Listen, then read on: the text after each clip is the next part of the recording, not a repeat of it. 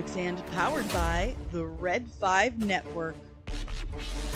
For more, visit red5.bio.link.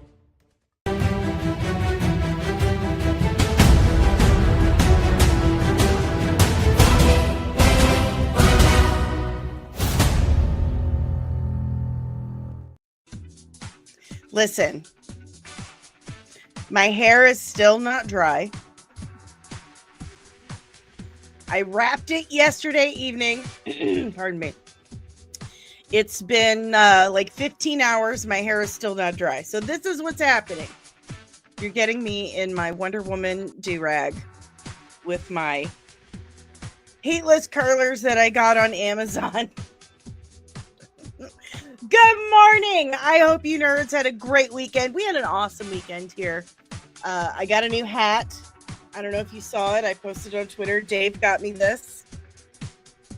Absolutely love it. Pretty sure I'm going to start wearing it to like every stream. You just tell me what you think. I got this, and my youngest son turned 23 yesterday. Had a nice birthday. I made him his traditional dirt cake and homemade mac and cheese, and I got him a legit 2006 black suit Spider-Man from Tobey Maguire's third film. That's like his favorite thing ever. He was obsessed with it when he was a little boy, so that was his birthday gift. Anyway, hi guys.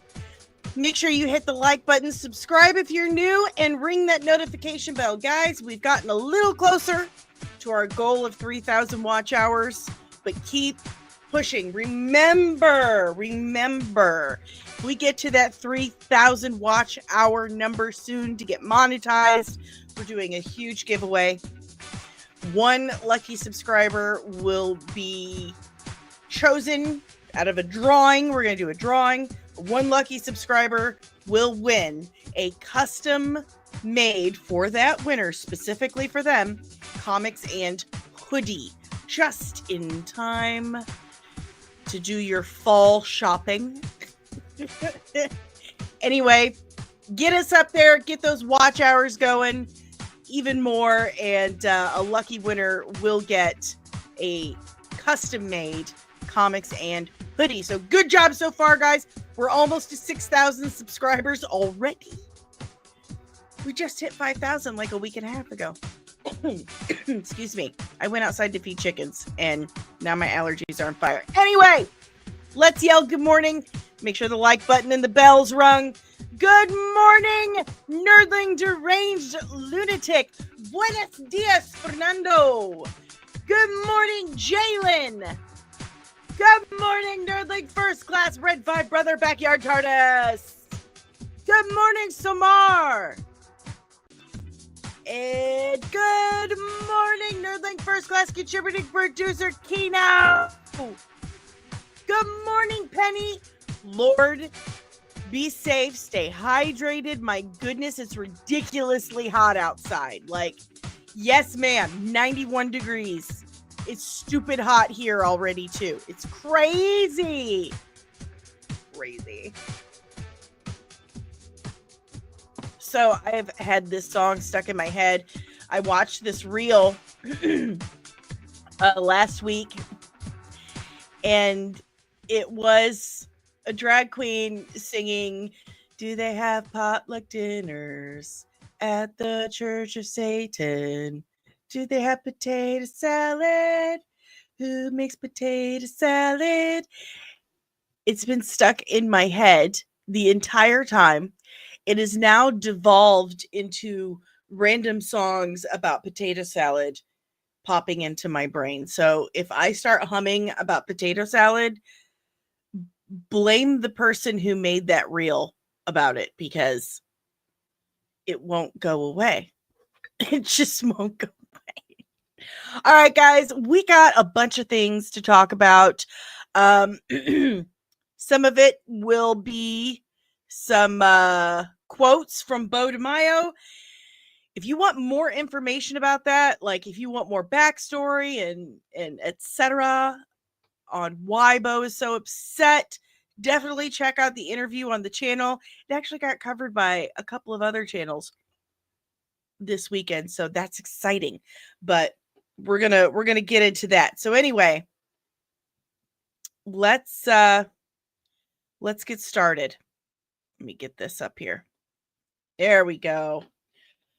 All right, so let me scroll down a ways. There's so much stuff that went on this weekend. So much stuff. And I'm going to try and say, because I mean, there's so much Feige stuff. So much. All right. Let's start with, this is crazy. So any fans of South Park in the chat? Now I know Matt and Trey have sued. They are suing over the merger causing problems with South Park. Pardon me. So the allergies, it's just so bad right now. So for those who don't know, Isaac Hayes, Shaq, damn right. If you don't know who Isaac Hayes is, Google it. I'm not going to sit here and explain it to you. Anyway, Isaac Hayes very famously did the voice of Chef for South Park. I have the South Park soundtrack, and every time I think of the South Park soundtrack, I think of Chocolate Salty Balls, sang by Chef, aka Isaac Hayes. So Isaac Hayes very famously portrayed Chef on South Park, also very famously Scientologist. And about 20 years ago, they did an episode where they were making fun of Scientology. And back then we were told Isaac Hayes was super offended, which is funny if you're a cast member on South Park and you got offended about something. But Isaac Hayes super offended and he quit South Park. Well, many years after his death, his son has come out, and this is his post, Isaac Hayes III, his post on Twitter. It says, for over 14 years, okay, so it wasn't quite 20 years. Good morning, Maverick. Good morning. For over 14 years, people have speculated about why my father left South Park. I'm here to set the record straight. Good morning, Music City Soul. My dad did not quit South Park. Scientology did. After the episode Trapped in the Closet, which is hilarious, aired in 2005, my father suffered a stroke just a few months later that left him unable to speak or make decisions on his own. He was not in any condition to resign from anything. The truth is, someone else within his Scientology circle made the decision and quit the show for him. He loved being the voice of Chef. He loved the character. He loved connecting with fans. He would joke with people who recognized his voice and truly enjoyed being part of the show. The narrative that he quit because he was offended by the satire is not true. That was a cover story created by others. My father never got to speak for himself because his health robbed him of that chance. So now I'm speaking for him. He did not leave South Park willingly. He was forced out by illness and by people who did not have the best interest at heart. This is for anyone who loved Chef. This is for anyone who admired my father's work. I'm so sorry. This is the truth about what really happened. Here's the full story on cracked.com. Good morning, Objective from Krypton. So, it was Scientology. Scientology did it. When can we expect the Leah Remini expose on Scientology bullying Isaac Hayes? Any questions, comments, emotional outbursts about that? I know we don't normally cover this kind of stuff on the channel, but I thought it was interesting. Thought we'd throw it out there. We can move on. But if you have any questions, comments, emotional outbursts, about Scientology bullying Isaac Hayes, leave it in the chat below. Sensing a pattern with these people. I'm obsessed with the Scientology exposés. I do have friends who are Scientologists, and they seem very happy with it. But you cannot deny stuff like this. A lot of these stories.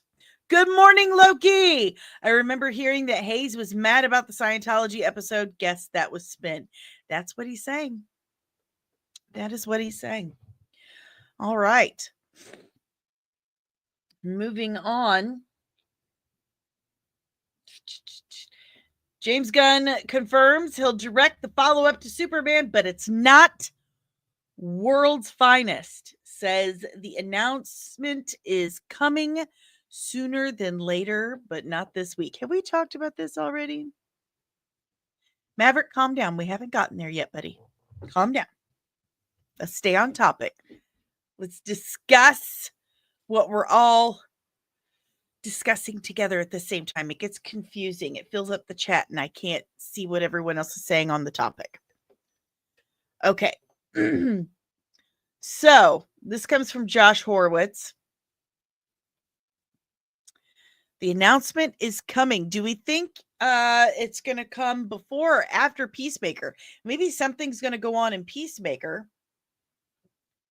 that leads us to kind of put the pieces together on what this next follow-up is. Now, he has said Peacemaker Season 2 is directly connected to the events of Superman, which, I mean, surely that's got something to do with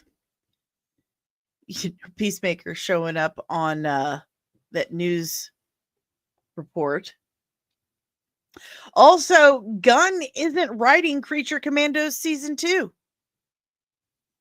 Hopefully he's left that into good hands because Season 1 was great and he wrote every episode. So fingers crossed. Fingers crossed that the quality doesn't dip. But he seems very busy. Legion of Superheroes, like the guys from the future. That would be a big swing. That would be a really big swing. Bust out time travel that soon, like switch time frames like that quick. That would be crazy. Kino, Gunn keeps doubling down on the House of L message to Cal on Earth. Shakes my head. 90 years of lore destroyed. Yeah, we're going to talk about that. Let me get to that because not this one quite yet. Where's it at? Please stop jumping around. Where's it at? Where's it at? Okay. Here we go. Let me know if you can hear it. Someone I don't understand. Like we has it been doctored? Is that the actual? How message? can someone not think it's real? I'm just saying. How can someone? I don't How understand. can we like, not did think this- it's so in real? the test screens, people were like, "Is it real?" You know, with A. How can we not think it's real? Well, I don't know, James. There's like a billion reasons why we could not think it's real. Okay. First of all, in main continuity DC for about 100 years now, it's been the planet was exploding. They had to do something to save his son. So they kind of spun a globe and stuck their finger on Earth. We'll send him to Earth. Sent him off in a rocket to save his life.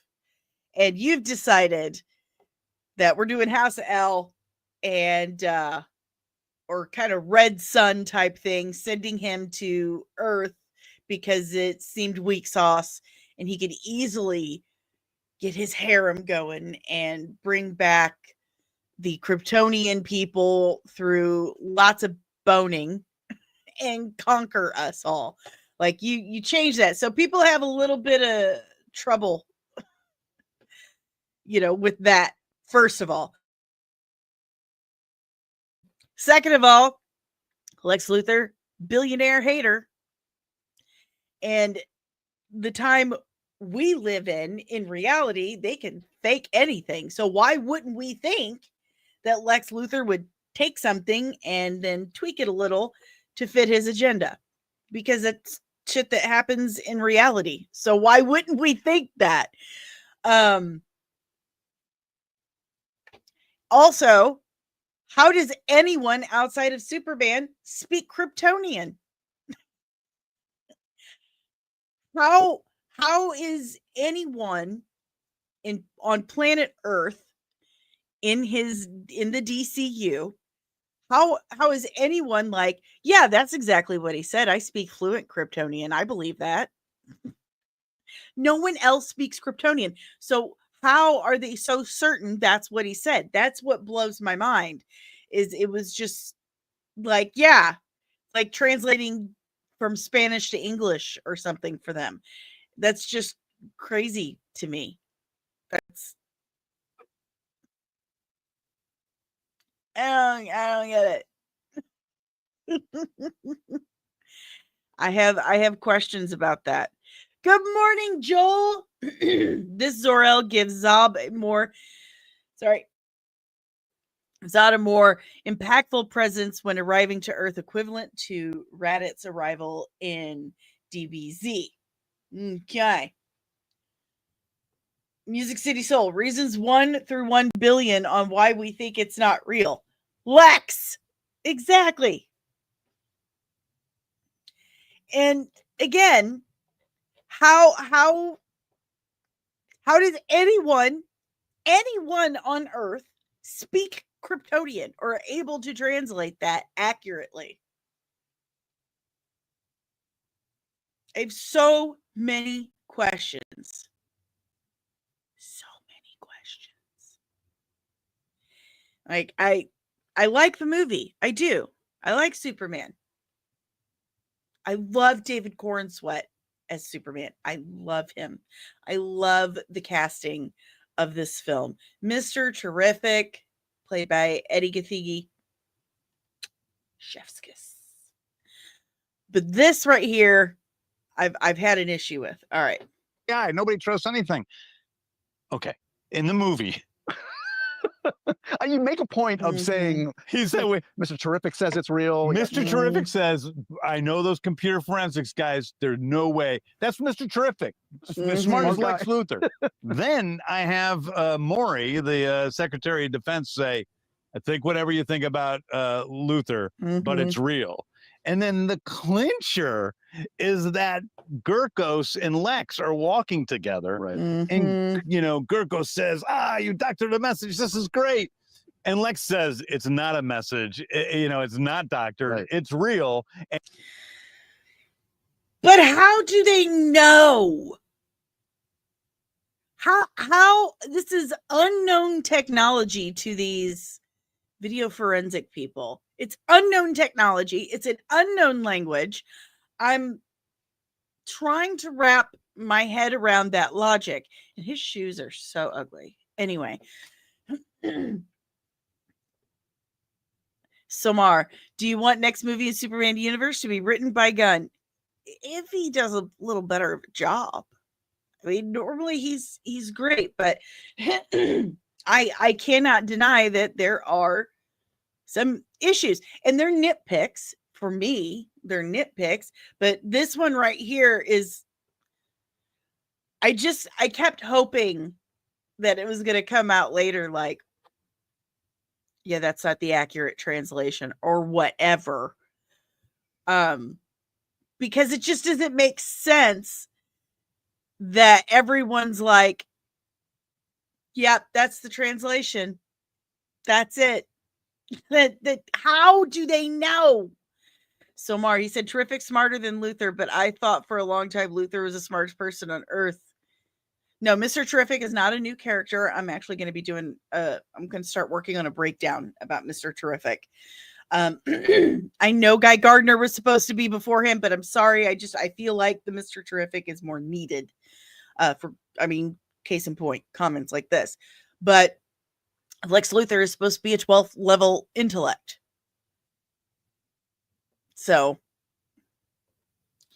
So confused.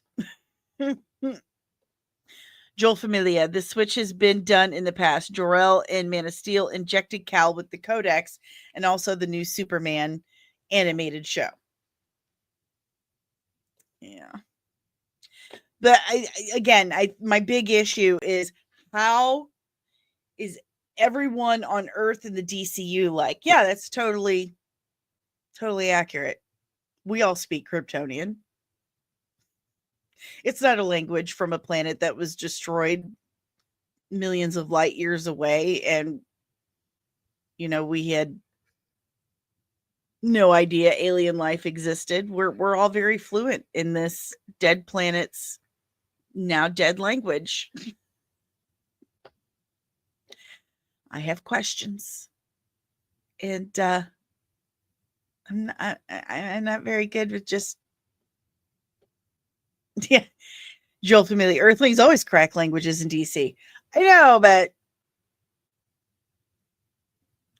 they usually have like another alien, like Martian Manhunter or something, come along and help them with that. So, anywho, moving on. I want to find this. Okay, so he told Rolling Stone. Okay, Superman's secrets revealed, the James Gunn spoiler interview. This is Rolling Stone article, came out yesterday. And let's see. I wanted a Superman who could be beaten, James Gunn says. David Cornswet's Kal-El does take more than his share of punches in the film, but he turns it around in the end, and the movie itself is flying to its own triumphs at the box office. Those weekday numbers have been incredible, James says. All right, so let me find the section that I wanted to cover. Okay, so I think people want to be reassured that there's a good explanation for why Supergirl didn't tell Superman about his parents. This is the question. If you remember, his cousin Kara-El, came from Krypton. She was from Kandor. She was sent the same time Cal was. When he was a baby, she was a teenage girl. And sends her out, and her whole purpose was she was supposed to look after baby Cal. She was supposed to look after baby Cal. But there was an issue. Her ship took longer to get to Earth. So, like time dilation or what have you, pardon me, by the time she got there, Cal was already grown up and she was still a teenage girl. But she has more memories of Krypton than he does, because she was already a teenager by the time it destroyed. She lived a lifetime on Krypton. So again, they said, why didn't she tell Superman about his parents, since she's presumably more knowledgeable about Krypton? James Gunn says, you're assuming that everyone on Krypton is the same. Fair enough. And how would she know? She's younger than him. So she wouldn't know. She wouldn't know anything about his parents. James Gunn, shut the fuck up. Shut up. You just keep putting your foot in your mouth. No, she's not. She's supposed to be older than him. She grew up on Krypton. She was sent from the planet when she was a teenager. That's supposed to be the whole thing. So she gets to Earth and he's already grown up. She's out looking for a baby, but he's already grown up. She's like, this is impossible. You can't be Kal-El. Kal-El is a baby. It's this whole thing. Jalen, I need you to explain that one to me. How is he not wrong?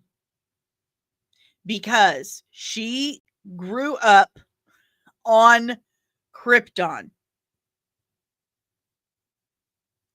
And that's one of the whole points of Woman. I am halfway through. I'm almost actually more than halfway through Supergirl Woman of Tomorrow. And she's depressed and angry and grieving over the loss of her entire planet that she remembers. That she's out getting drunk and starting fights, celebrating her 21st birthday, getting drunk and starting fights.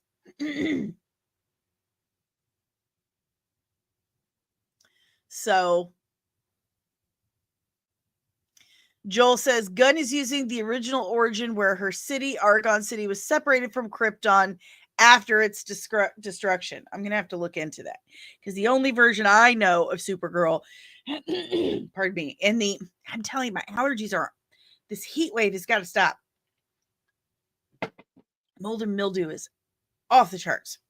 The only version I know of Supergirl, and that the majority of comic nerds and normies alike know her as, she was sent from Krypton the same time he was to look out for him, but there was a problem. She got thrown off course, or time dilation, whatever they chose in those stories. Dagnabbit, it's driving me crazy. She's older than Cal. She's always been older as far as these audiences know. And it's been that way, oh God, 50, 60 years at this point. So this is exactly. I thought, deranged lunatic, I thought James Gunn was supposed to be some kind of comic book nerd. If he was, he would know that she's supposed to be older. For him to react that way and say, how would she know? She's younger than him, so she wouldn't know. She wouldn't know anything about his parents. That's not true. In every iteration, she knew his parents. She knew Krypton. It's a silly thing to say. And I mean, as a head of a studio, it's kind of an irresponsible thing to say. It's going to turn a lot of people off. A lot of people. Joel Honey, I'm referring to the origin that everyone is familiar with. I don't know anyone other than you who's familiar with her golden age or silver age, because I think she came out in the golden age. You're referring to an origin that no one is familiar with. So it's incredibly confusing. Incredibly confusing. Damn it. I can't. My stream.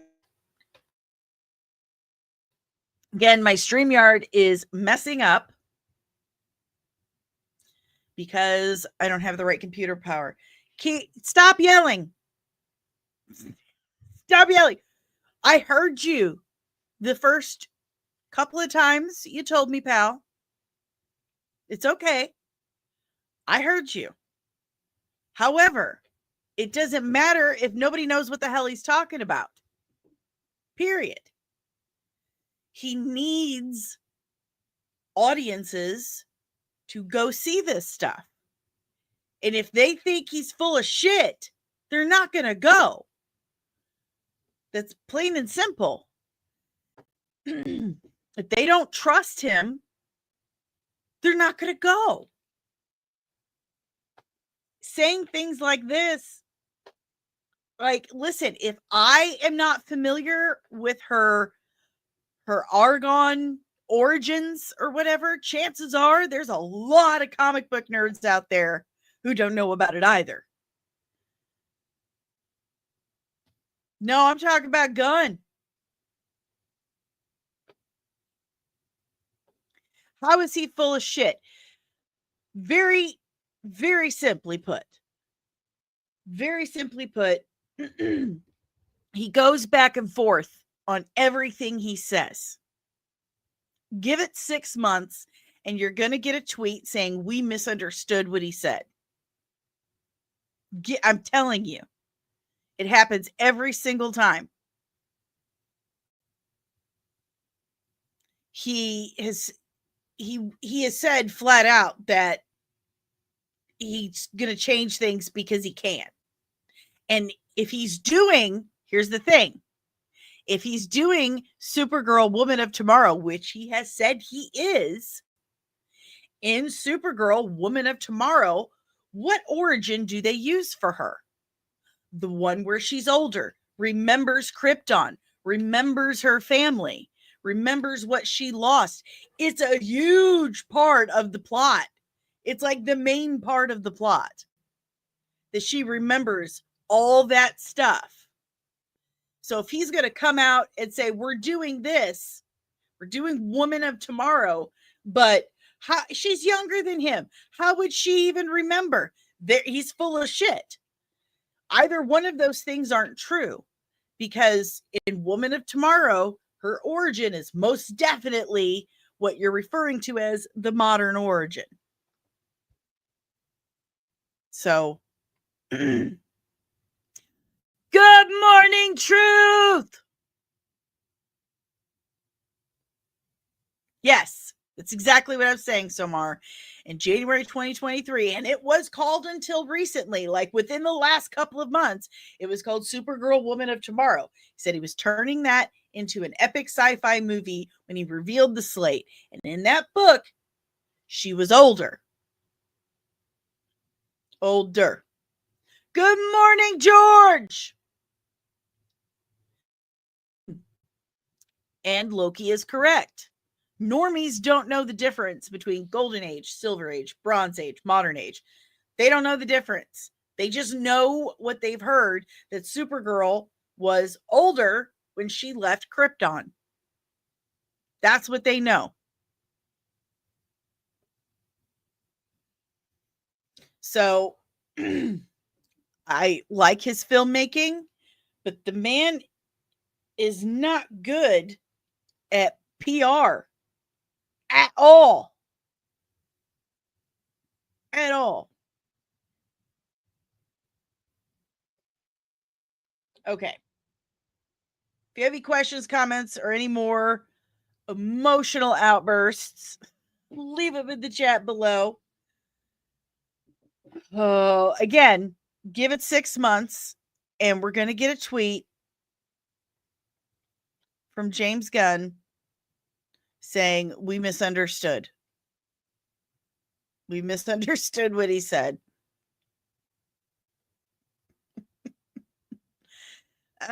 Still one of my faves. Still one of my faves. All right.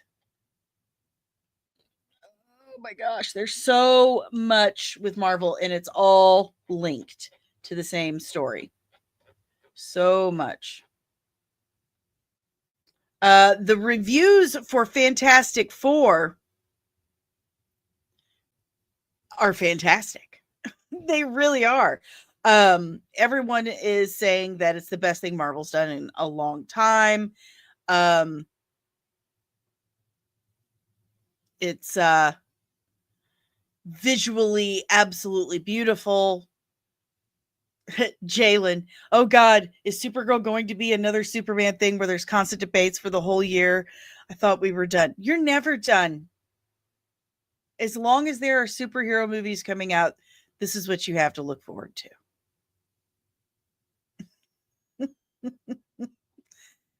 Forever.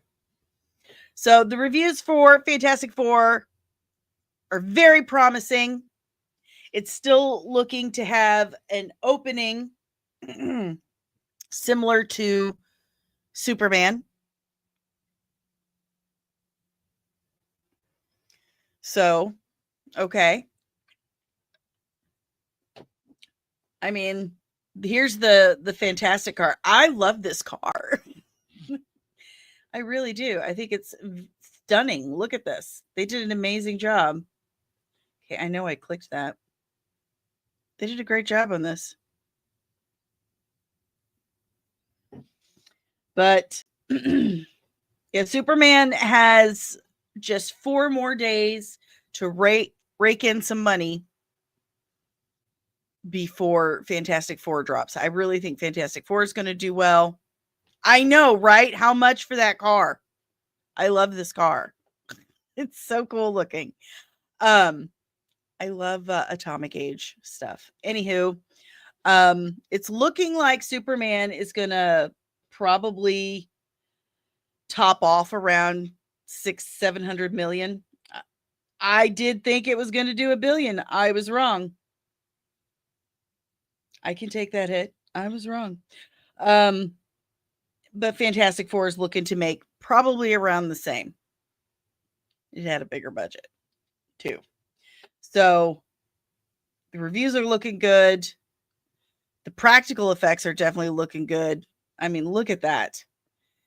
And we're hearing a lot about, how visually it's just absolutely stunning. So we've got our look at Galactus here.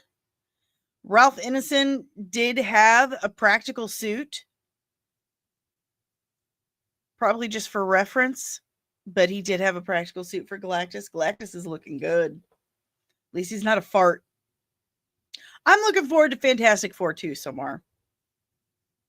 I'm taking my youngest boy, who just turned 23 yesterday. I'm taking him as part of his birthday present.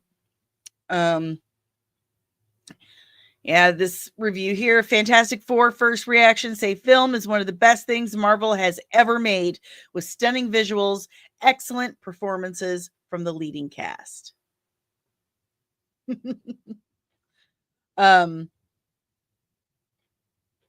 This, look, I'm just going to say this real quick. My friend was head of Legacy Effects. And thanks to Bryce Dallas Howard and Star Wars, they canned him for stupid reasons. So that just kind of chapped my ass a little bit. They hadn't done that. He'd gotten to work on Superman. Anyway, let's just get right into this. So again, if you want more on what Bo is referring to when we get into Bo's comments, definitely check out my interview with him. Definitely. Loki, no reviewer talk about how good the story is. Good point. But we did hear how they cut John Malkovich entirely from the film. That's crazy to me.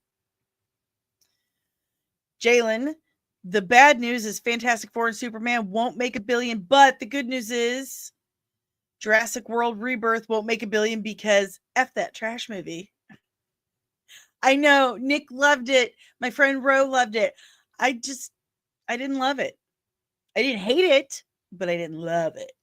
Like, that's a dinosaur movie. It's a weird dinosaur movie. The waddles were creepy. Bryce Dallas Howard is not a nice person. I've heard Ron Howard is a very nice man, but Bryce Dallas Howard is not a nice person. I'll leave it at that. Okay, so again, if you want more about what we're about to get into, go check out my interview with BEAU DEMAYO. But Marvel Studios chief, the old Kevin Feige, says delays on Blade were a symptom of Marvel's overexpansion. When I read this, I sent it to Bo. And he said maybe. And Bo's like, oh, I got something to say. Because Feige goes on to say, for the first time ever, quantity trumped quality. We had spent 12 years working on the Infinity Saga, saying that's never going to happen to us. We always had more characters that people were asking about than we could possibly make because we weren't going to make a movie a month. That's crazy. Suddenly, there's a mandate to make more. And we go, well, we do have more, but maybe that's what we fell into. Maybe. You say maybe? So here's the article. Despite numerous false starts, Mahershala Ali's debut as a vampire slayer in Blade is still in the works, Marvel Studios chief Kevin Feige confirms. Mahershala is still attached, Feige told a room full of journalists. So this was a press conference gathered at Marvel Studios on Friday about the project, which would see the two-time Oscar winner assume the role originated on screen by Wesley Snipes, who played the part in the late 90s, early 2000s, as well as in 2024's Deadpool Wolverine. The obstacle was Ryan Coogler called and said, "We'd love some costumes for Sinners," he joked, referring to the costumes created by Ruth E. Carter for the abandoned Blade film that Marvel commissioned, then sold back to Carter for Coogler's vampire movie. And we said, "Take him, man. No problem. He's a good friend. Take our costumes. We'll hold off on the movie." Sure. Sure. In all seriousness, Feige explained the prolonged delays on Blade were a symptom of Marvel's overexpansion, how the executive categorizes the studio's response to Disney's mandate to produce more content at the onset of the Disney Plus streaming service. Feige hesitated to use a dramatic term like fallout to characterize the resulting situation, but for the very first time ever, quality trumped quantity, he said, echoing similar comments made recently by Disney CEO Bob Iger. And then he goes on to say the 12 years of working the Infinity Saga and that we had more characters than, we knew what to do with. So Marvel, but maybe we fell into that. So as Marvel began to reevaluate its development process, the Blade movie, which was announced in 2019 and originally intended to hit theaters in November 2023, 2 years ago, was on one of the projects that stalled. We didn't want to simply put a leather outfit on him and have him start killing vampires. Hold on. I need to look you in the eye for this. That's what Blade is. That's literally Blade. That's literally all you have to do to make a good Blade film that people will love. That's literally it.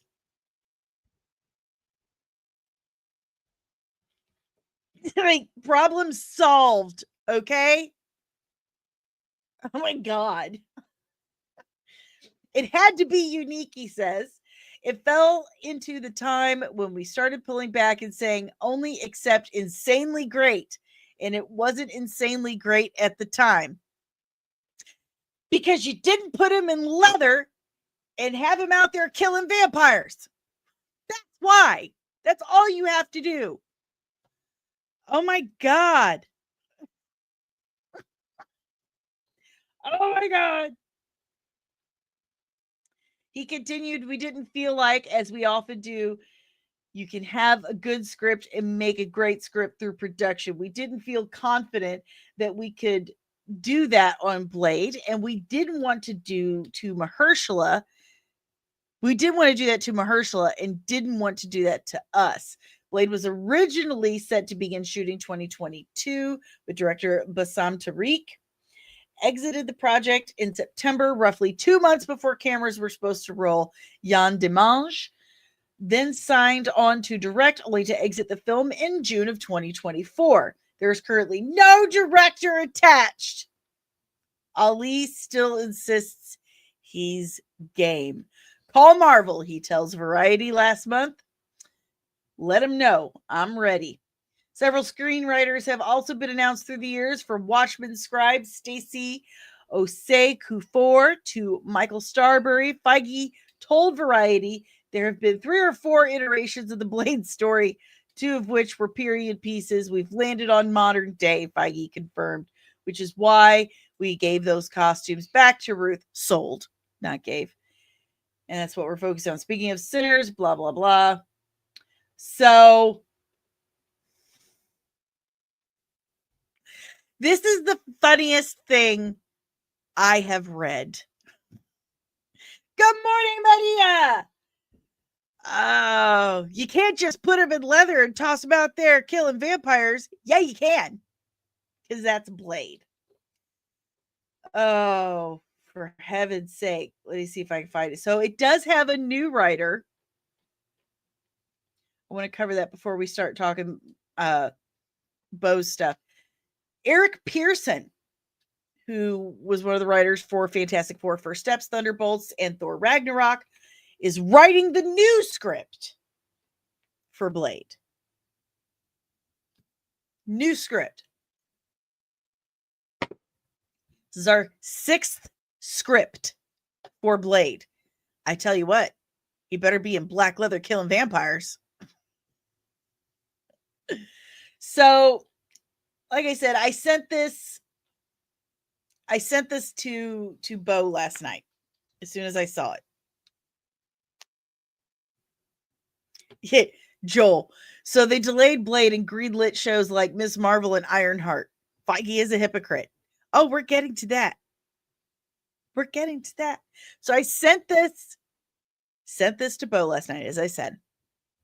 And his response was uproarious laughter. Like, laughter. And again, if you want more of the story behind what he's saying here, check out my interview, because Beau was working on Blade. He was one of the writers for the Ryan Coogler film. He was working on it. And he's got a lot of tea.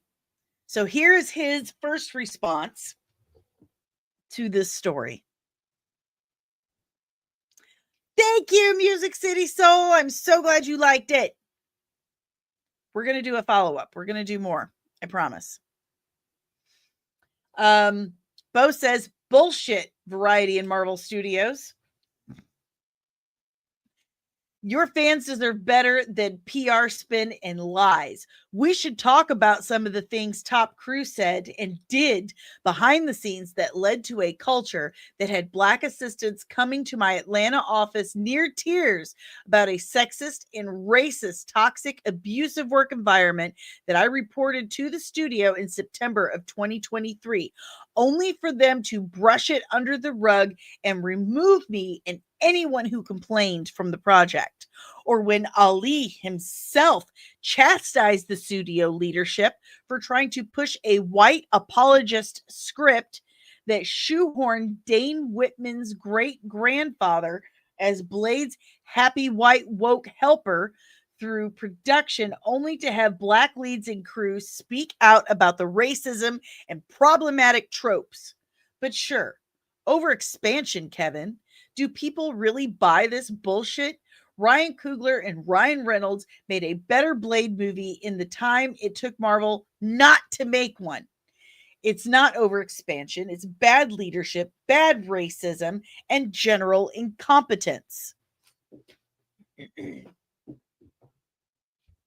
I mean, is there any good racism? Really? No. But yeah, watch the interview, dude. Watch the interview. I'm telling you. Oh. So that was the first thing he said. Then it goes on to, let's talk about meetings where top execs would talk about and objectify my body while telling me I would have pitched that idea, Beau, but you can because you're Black. Or one top exec telling me in front of the crew how woke they were for hiring a Wesley Snipes lookalike as their writer for the film. You can't tell Black stories if you don't respect Black people, and Marvel can apparently do neither unless Coogler is involved. So what he's saying, this he talks about in the interview.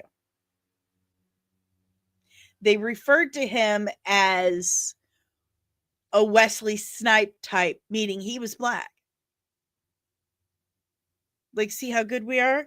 See how good we are? And I love it for him. I love it for him. But trust me, watch this interview. All of this will make so much more sense. It'll be so much more impactful if you watch the interview. But making comments like that is, and then telling him that they're going to crack the whip on him. I'm sorry, pardon me. What did you just say? No.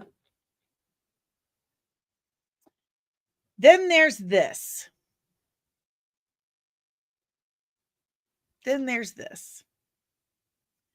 This is also regarding the same article. Kevin Feige talks about the decision to pivot from Kang to Doctor Doom. Even before, this is important. Okay? Listen to what Kevin Feige's quote is. And then we're going to get into what Bo says. Kevin Feige talks about the decision to pivot from Kang to Doctor Doom. Quote, even before what happened to the actor, we had started to realize that Kang wasn't Thanos. There was only one character that could be that because he was that in the comics and for decades and decades. And because of the Fox acquisition, we'd finally had it. And that's Doctor Doom. We had started talking about Doctor Doom even before we officially pivoted from Kang. In fact, I had already started talking with Robert about his audacious idea before Ant-Man 3 even came out. Oh, here's what Bo has to say. In 2023, I was working on season 2 of X-Men 97, who has Kang in it. Majors was definitely who would have voiced the character. Jonathan Majors was going to voice Kang in season 2 of X-Men 23. I remember seeing John Wick 4 in March 2023 with a top exec at Marvel at the Americana Movie Theater in Glendale. The weekend the news broke about Major's legal trouble, discussing how Kang was deaf the game plan and the studio was afraid. He is straight up lying. Variety needs to do journalism and stop being contracted PR firm for Marvel Studios. Pathetic attempts at damage control. Straight up lying that Kang was the game plan, and now they're covering.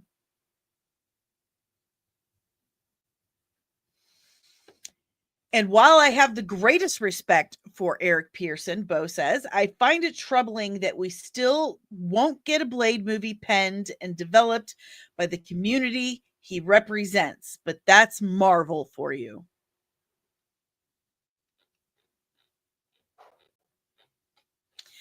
And this is something we were talking about in the interview, where I had said, you know, if you want more authentic, real, well-written characters of people of color, of disability, of different orientations, what have you, you need to uplift the writers of those classifications or whatever you want to call it as well. Because do you really want some old white dude writing about a young black woman, or an able-bodied person writing about someone who's been disabled their whole life? Because what frame of reference do they have? They don't know the first thing about that. Bo said, he's like, I mean, yeah, but he countered with, I think that you can, as long as you have empathy and, you bring in people to kind of, I guess, explain it to you in a sense. Like, you have to be willing to be told, no, this doesn't work, this works, and just have empathy and understanding. But that seems to be the issue with the Blade issue. Like, well, let's just do what we want. instead. Beau also says that after the Majors news broke, remember, Jonathan Majors got charged with domestic violence, holding his girlfriend hostage, but like basically he was on trial for being a shitty boyfriend. Do I think he was a shitty boyfriend? Absolutely. That was a toxic relationship. Both of them are to blame in that relationship. Both of them were super toxic. But what they were charging him with, like legally, he shouldn't have been convicted, because you can clearly see on camera this woman holding him hostage in the car, like pulling him into the car and chasing him. Legal stuff we won't get into right now, but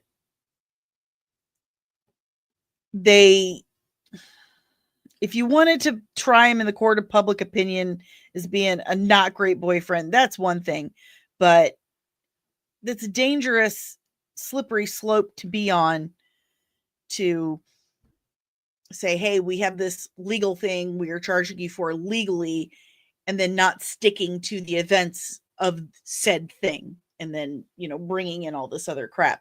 That's not good at all. That's a slippery slope. But anywho,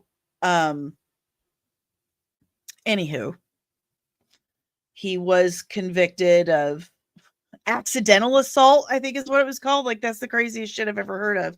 He did get screwed. And again, toxic relationship. Those two they should not have been in a relationship together. They were both awful to each other. But they basically convicted him of being a bad boyfriend. Like, accidental assault. What the even is that? It's stupid. But anyway, when this was going on, Beau says after that news broke, Marvel told him, I'll just read it as it's written, quote, Marvel told me Majors would likely be off the table for my plans with Kang in X-Men 97 Season 2 as they waited the verdict. I told you, if the verdict was he was innocent, they would have kept him. But they had that press release ready to go, and they dropped it as soon as the verdict hit. So they waited for the verdict, which would determine if he'd be recast in the MCU. I then cast John Delancey. I'm not going to correct his grammar here, but I'm going to send it to my friend Ro. I then cast John Delancey as Kang, as I felt Q would be a great template for him in animated form. Also, and this should be obvious, Kang has massive connections in the Fantastic Four. It actually makes far more sense, both logically and emotionally, for Kang to come back to kidnap Franklin Richards, his ancestor, than it does Doom. He was absolutely the end game.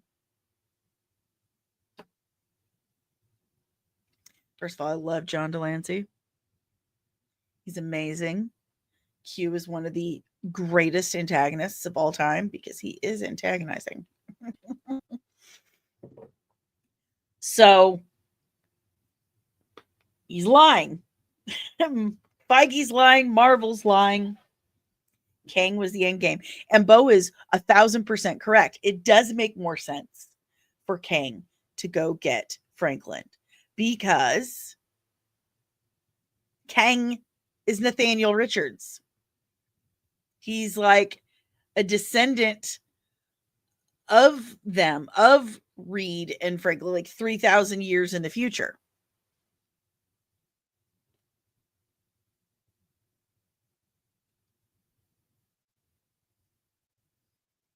But now it's Dr. Doom and Galactus and Red Ghost, who's been cut out. We will all find out this weekend. We'll all find out this weekend.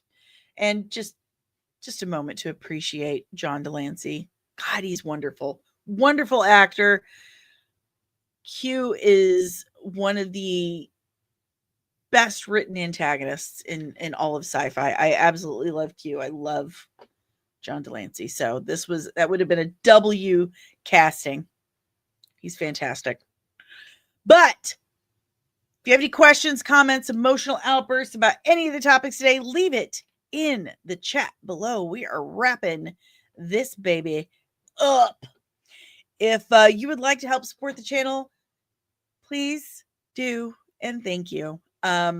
We're already having issues with the fact that my computer is only capable of Windows 10 and not capable of Windows 11.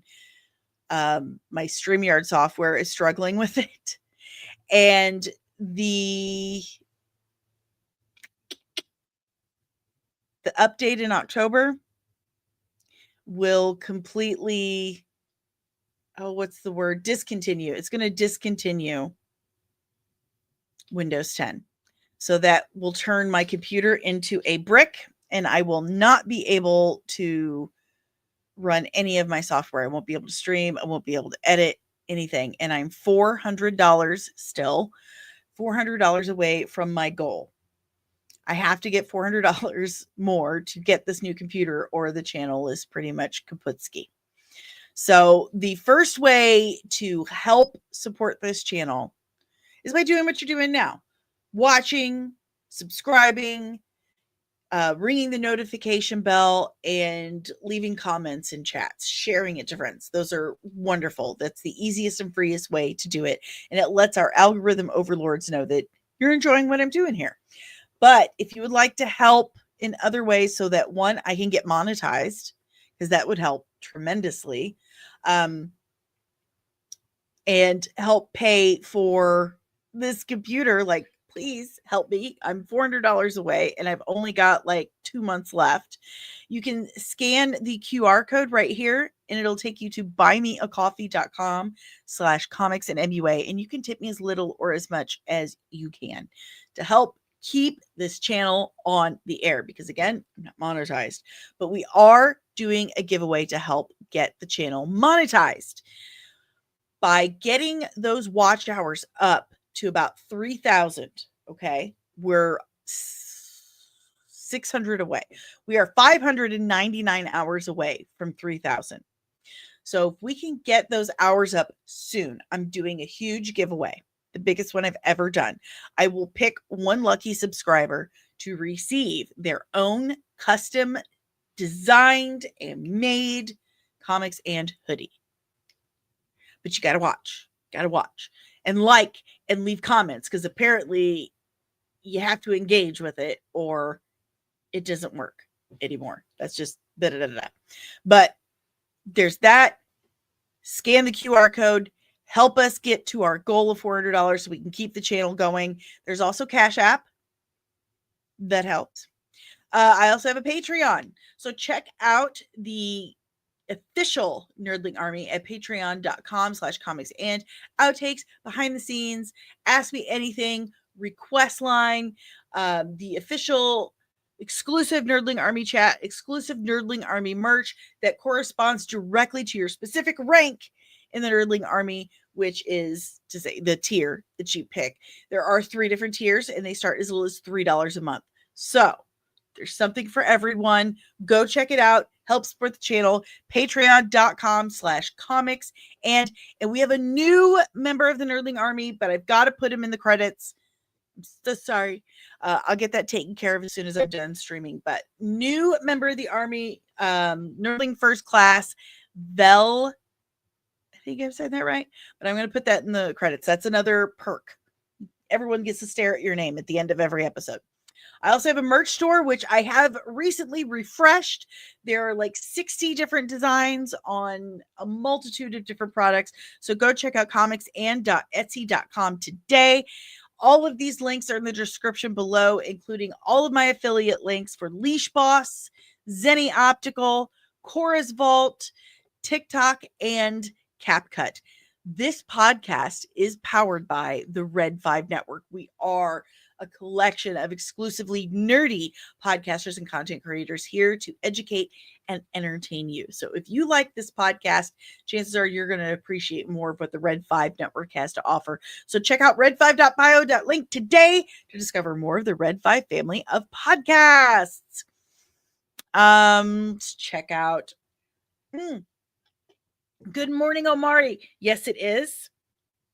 The Dave got me some Wonder Woman fabric, so I made one. My hair is still in my roller, so what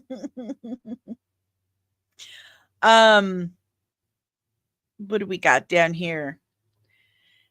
Loki, I have nothing to say except swears about Feige. That's funny. Yeah. Person blue holding a pencil. Okay. Deranged Lunatic, I remember when John Delancey was in Days of Our Lives. Oh, yeah. I forgot he came from soaps. He came from soaps. But that's all I got for you nerds today. Stay nerdy. Have a good one. And I'll see you tomorrow morning at 11:30 a.m. Eastern Standard Time. Keep your eyes peeled. Okay? Keep them peeled. Because I heard Disney and Kathleen Kennedy are gonna get you! No.